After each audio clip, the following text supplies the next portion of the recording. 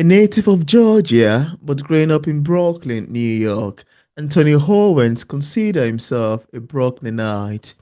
Antonio proudly served 20 years in active duty service in the United States Navy, fighting in two wars and providing humanitarian aid to foreign countries.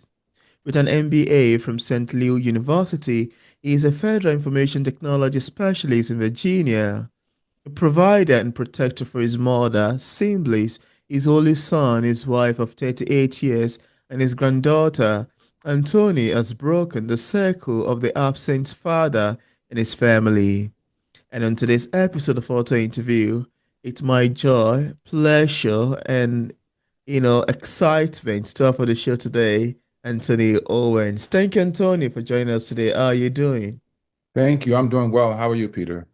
I'm doing very fine too, really. I'm very excited that we're here to sit down and, talk about your book. Because the first interview we had, it was quite interesting. Then afterward, I read your book.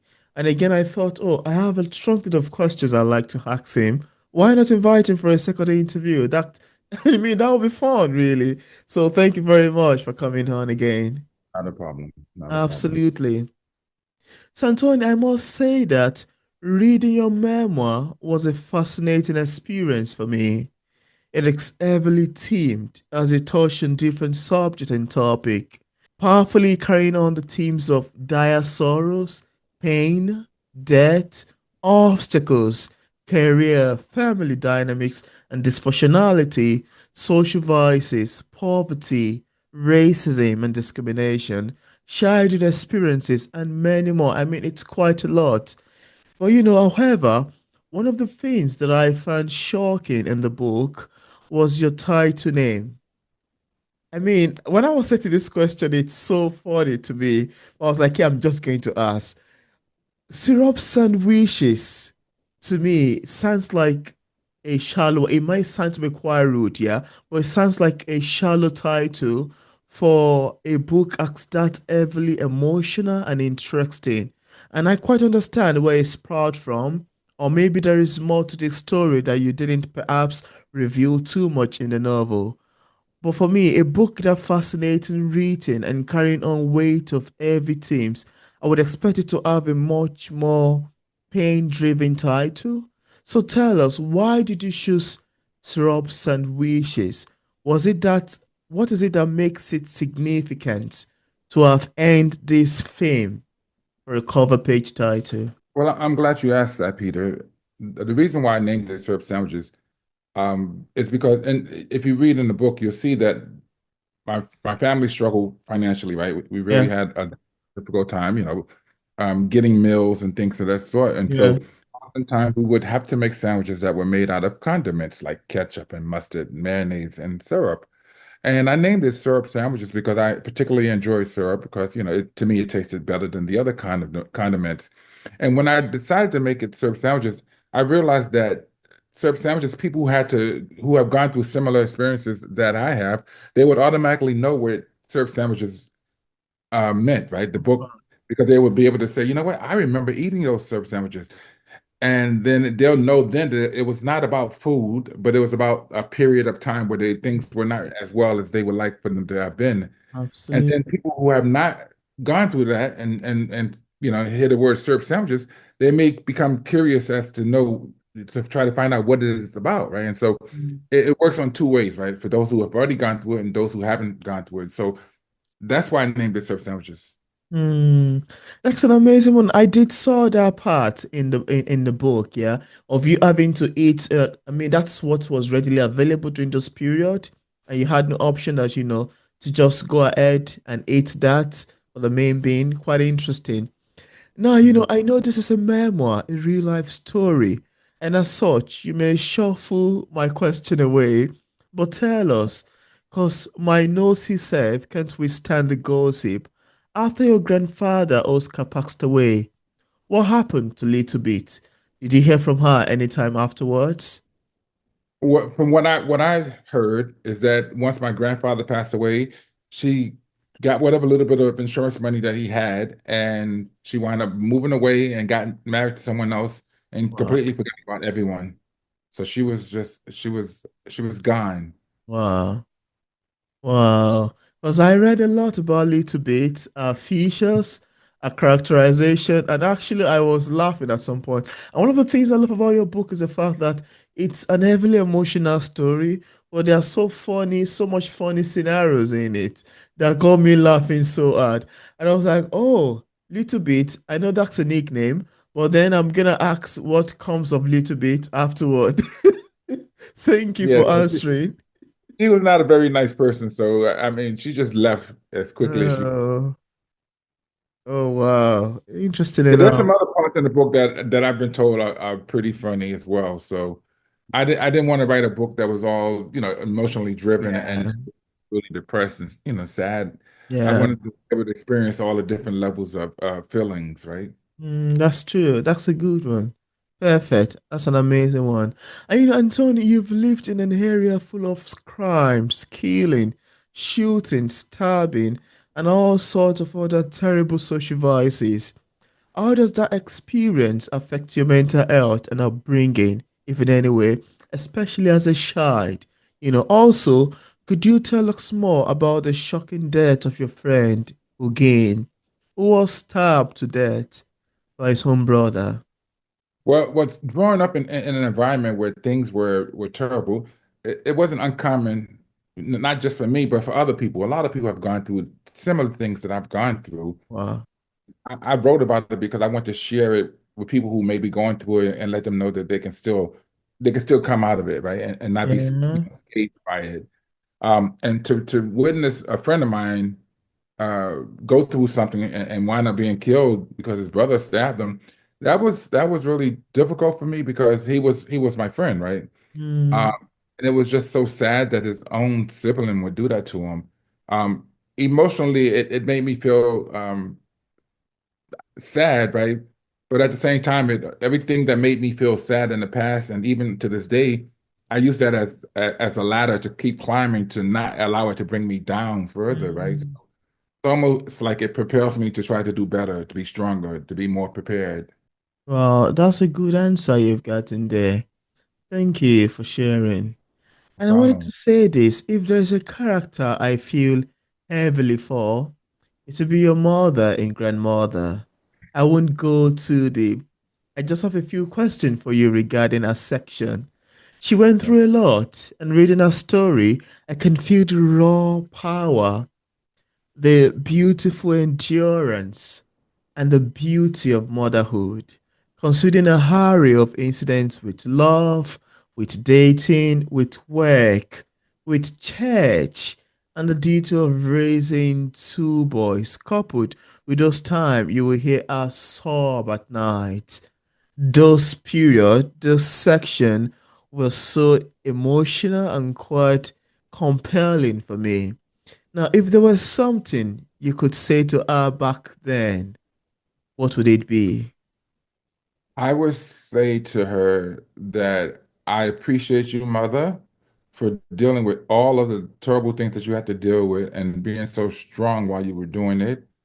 And I love you for just, providing for me and my siblings and making turning me out, helping me to become the man that I am today. Hmm. That's an amazing one. Yeah, because I read a lot in storyline over there, which was quite interesting.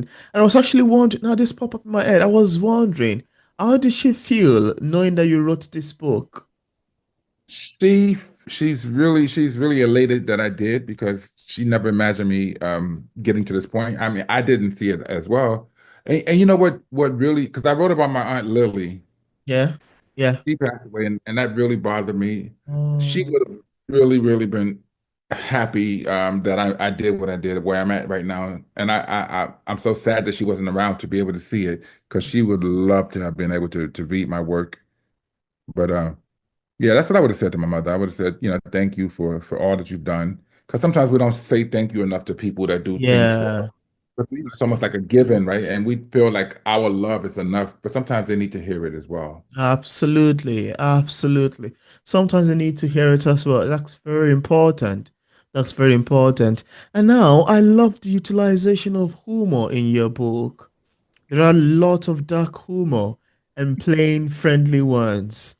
But the one that made me laugh so hard was when you visited your father's family and stopped over at Again's house. How you couldn't sleep at night and how the sound of house cracking made you nervous. And how you thought the whole place is going to collapse in a twinkling of an eye. Then how were you able to utilize humor or how were you able to compile satirical qualities while writing this heavily emotional story? Was it planned out or was it just a mere coincidence for you? No, I wouldn't say it was planned out. As I was writing the memoir, I was reliving my life. And then during Mm, the reliving process, I thought about the things that happened and how I felt. And I wanted to share that with people because even though it was odd for me to walk into a house that, the floors creaked and the wall, they had holes in the walls and things like that, and mm, chickens running underneath the stairs, that was common for some people, but it wasn't for me. So I wanted to write about something that was so unique and different for me that I yeah. show to everyone else. Mm, that's amazing. I'm not sure if you have a copy of the book there. You may want to show I us. do. I do. Perfect. Beautiful. But you know what? As good as this book is, it has won like three awards and been Wow. nominated for. But I have another book that won an award that is very, very important as well. And this one is called Fatherhood Matters. Oh, look at that. Fatherhood Matters. It's already won an award.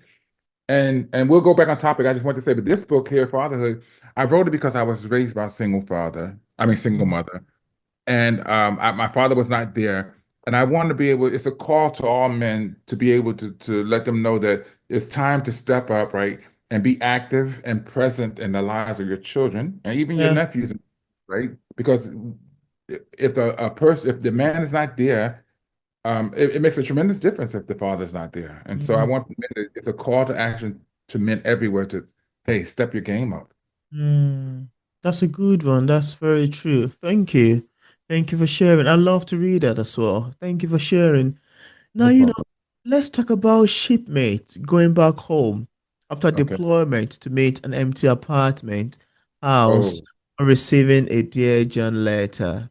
Do you yeah. think these spouses are just naturally wicked and can't endure their partner out for work for a long time? What do you think is a contributing factor to this? Were they not aware they had gotten married to a Navy officer? Because in my mind, I was like, were they not aware they've gotten married to a Navy officer and is going to be out for work for a long time? Or were they just mean, inconsiderate, or just weird sort of human being? The saddest of this is you writing that some shipmates who couldn't hold the news of the urgent letter end up jumping offshore into the ocean and committed suicide right on the sea. Please tell us more. So, in this one particular case where a friend of mine, a shipmate, he goes back home and all of his furnitures and everything were gone. His wife, his children, they were all moved out. And she left, and I found out the reason why she left is she couldn't deal with him being away as often as he was. One thing about being in the Navy, you're often out to sea, you're often away from your family, and most people know that, right? But Mm, not everyone can deal with isolation no, or really. loneliness the same, right? Some people can't take it at all, and they do things that like that, right? Where they'll just give up. But there's a term for that called abandonment. And you can go to court for that and you can actually lose because your husband or spouse is out, working, sending money, providing for your family, and you leave and take everything. That's pretty much cruel. It's cruel to do that True. to Yeah. and Yeah. then the other people who, let's just say they're out to sea on the ship and their wife or significant other decides that they don't want to be with that person anymore. And they send them a letter, which is called a Dear John letter, letting them know, look, I'm not going to be there when you get back. I can't deal with this anymore. It's over. And then obviously that sailor or shipmate doesn't feel like they have any what that they can do anything because they're out in the middle of the ocean. They can't get back home. The ship certainly isn't going to send them back home because their significant others leaving them. So that person feels like they have no other recourse but to kill themselves because they feel like Wow. they're going to be alone and they're already sad. So it's really, Wow. really emotionally challenging. Wow. Oh goodness, that's quite a lot to deal with actually. It really Yeah, is. it's much saddening when they have to commit suicide afterward. That's That's a lot. And you know That's, the thing about that, Peter, people committing suicide, you never know how deep in the hole someone is, right? You never know at what stage or what point they are in their life. And it can take something small or what we consider to be small to make them just quit, to give up, right? mm, And so that's why I do what I do. I want people to not give up, right? Even though it looks like they're in the middle of in the middle of despair and things are just like completely terrible. I mm, want them to step back and analyze what they're going through and realize that whatever they are going through, it's not going to last forever. But you have to mm, be able to be strong enough to say, you know what, I can do it. I'll be, mm, it might be tough right now, but I'm going to be able to make it. Just don't mm. give up, right? So, Absolutely. That's very true. Thank you. Thank you for mentioning that. And Tony, I'd like us to talk about your experience as a foster parent. What did you appreciate and not as appreciate about the experience of being a a foster foster parent? parent, Andrew, no, not Andrew, that was the kid that I did the big brother, big sister. Yeah, But the other one, where I was a foster parent, it was challenging. It was challenging because my wife and him couldn't get along because he would lie all the time. He would yeah, steal all the time. And so yeah, that made it really difficult to keep him out because they're not getting along. And I talk about it in the book where he stole some things when I took him out to different places. yeah, I really wanted it to work for him.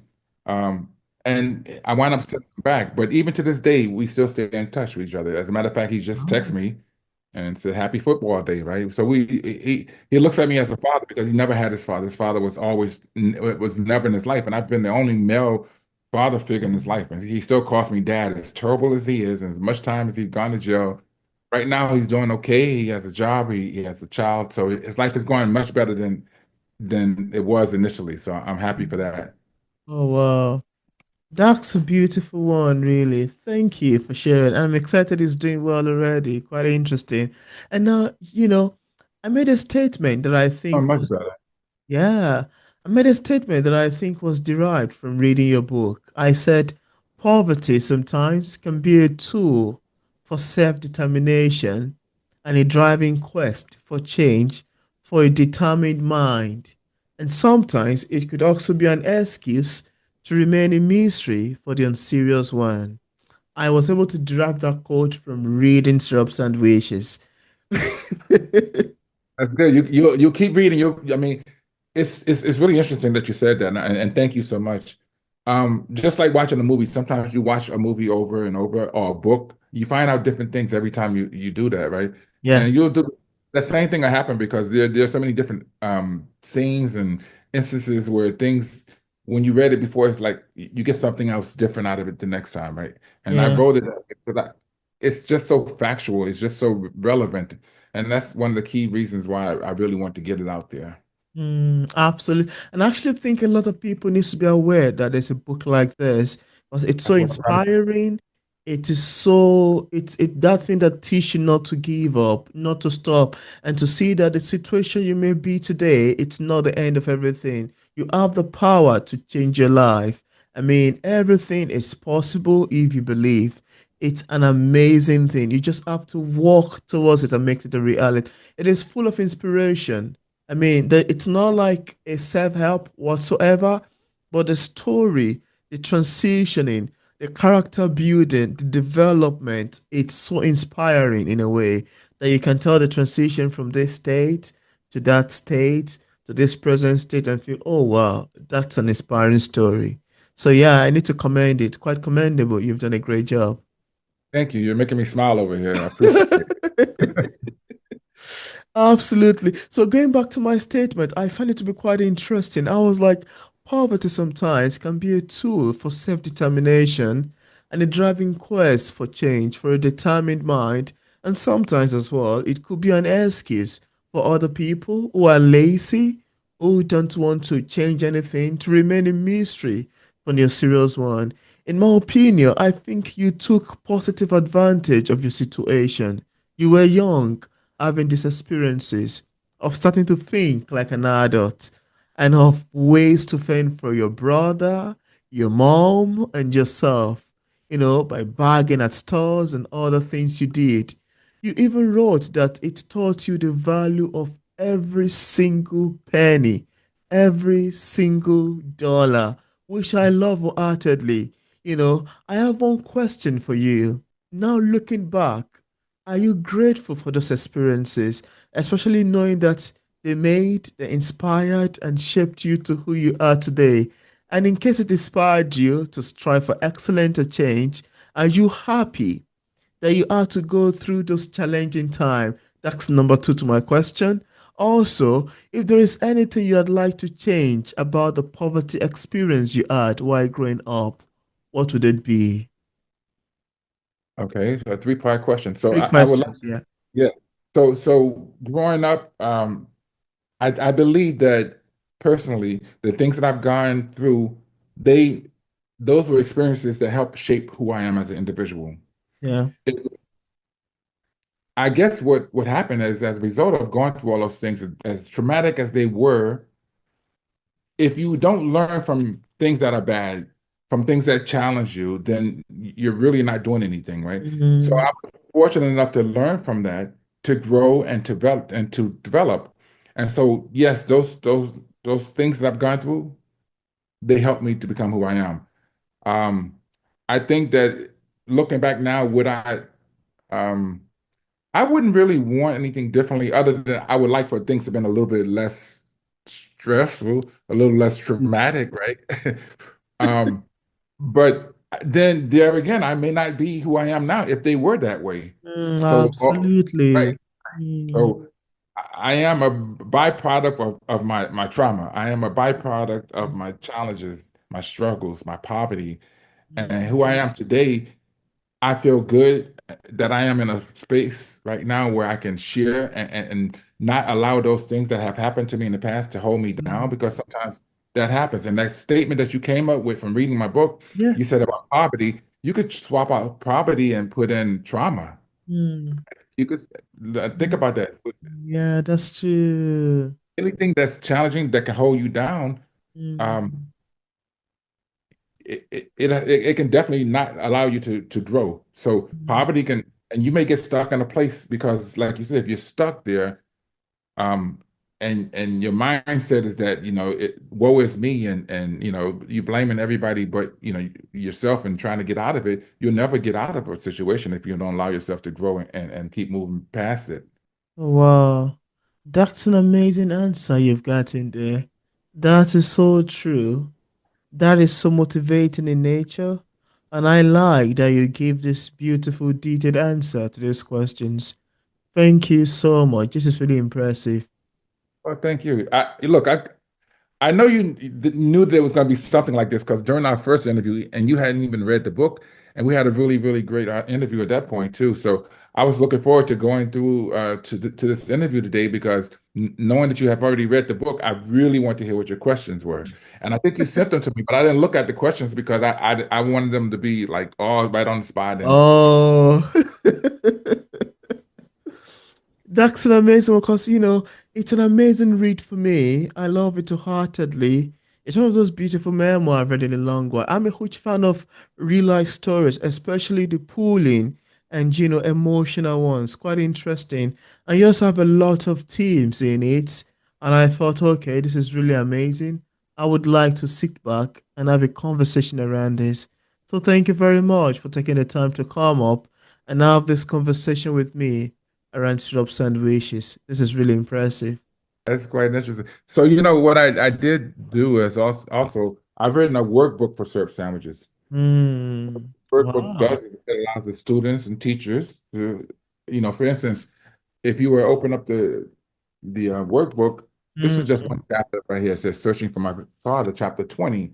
So I Oh. put maybe the first two paragraphs in the book here so people can just read it as a refresher. And then I have 15 multiple choice questions. And then I put an area where they can go ahead and write their thoughts. Hmm. So That's that's an amazing one. And I'd like you to tell us about more about Fatherhood Matters. Yeah, I haven't okay. read that. I would love to read that. If you Yeah, can so just. it's available on Amazon. It's available on Audible. Did you get a chance to leave a review for Surf Sandwiches on Yeah, I Amazon? did. I did. Um, so Fatherhood Matters, it says Fatherhood Matters explores the vital dynamics of being a father, Mm, highlighting the essential roles fathers fulfill within their families. The absence of fathers in many homes has led to instability and uncertainty. The book underscores the importance of fathers being actively engaged and present, as their involvement profoundly impacts both their children's lives and their own lives. mm, Also addresses misconceptions surrounding solo parenting, emphasizing that it is not a result of inadequacy or failure, but rather a circumstance shaped by various factors. Owens explores themes of resilience, understanding, and the importance of open communication within households led by one parent. mm, Personal stories, Owens explores the unique challenges faced by the children and father, from financial strains to emotional burdens. He also examines the overlooked perspective of the children's raised in household with one parent, highlighting their struggles, fears, and societal stigmas they encounter. That's amazing. That's a beautiful one. And just in case we have some viewers who are watching this interview and would love to get a copy of Fatherhood Matters and Syrup Sandwiches, on what platforms are they available on for purchase? They're on Amazon, Barnes and Noble, but most people go on Amazon. Yeah. Apple, they're all over. And like I said, they're all available on Audible. So, I've written Fatherhood Matters, which is basically it's a nonfiction. I've written Surf Sandwiches is a nonfiction. So I wanted to challenge myself and write a suspense thriller. Oh. Because I didn't know if I was creative enough to think outside the box to come up, to just think of anything, right? And so I've written a book called Reasons. Oh. It's a suspense thriller. It Wow. has it has murder, sex, you name it, right? And my readers really love it. So I've already started on part two. Oh, wow. Reasons part two, the aftermath. Interesting. Yes, let me just read this really quick. It says Yeah. after the devastating loss of his wife, Kyle Blankenship and his son Ryan embark on a journey to piece together their shattered lives.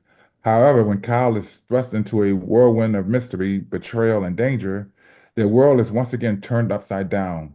Racing against time, Kyle delves into the dark underbellies of secrets and lies surrounding his wife's murder. As he Hmm. uncovers the truth, he faces a formidable adversary determined to silence him and endanger his family. Will Kyle's quest for justice lead to redemption, or will he be consumed by the shadows of vengeance and despair? In this gripping tale of love, loss, and resilience, Kyle must confront his inner demons and fight for the ones he loves the most before it's too late. Hmm. That's amazing. Thank you. And I left a link in the description part of this interview where interested viewers can get a copy of Anthony Owens' books directly on Amazon and Barnes& Nobles on his website and also on other platforms. I also left a link to Anthony's social media pages for possible followings. So thank you And so much, real Anthony. quick, no problem. And real quick, I can't leave out the children. So I wrote a children's book about bullying, right? And Oh, about forgiveness. It's called Raw Power. And I've also taken that book and turned it into a coloring book. So children are now able to color and still read the story. It's I called can Raw see that. Power. That every book that I've written is available on Audible, so everyone can actually listen Oh, to every one of them. My website is www.ant, ANTOWENS, which is short for Anthony Owens. It's just antowens.com. There, and I want you to take a look at my site as well. I had it recently done. I think oh, it looks a lot better than it did before. So if you get a chance to take a look at it, I would antowens.com.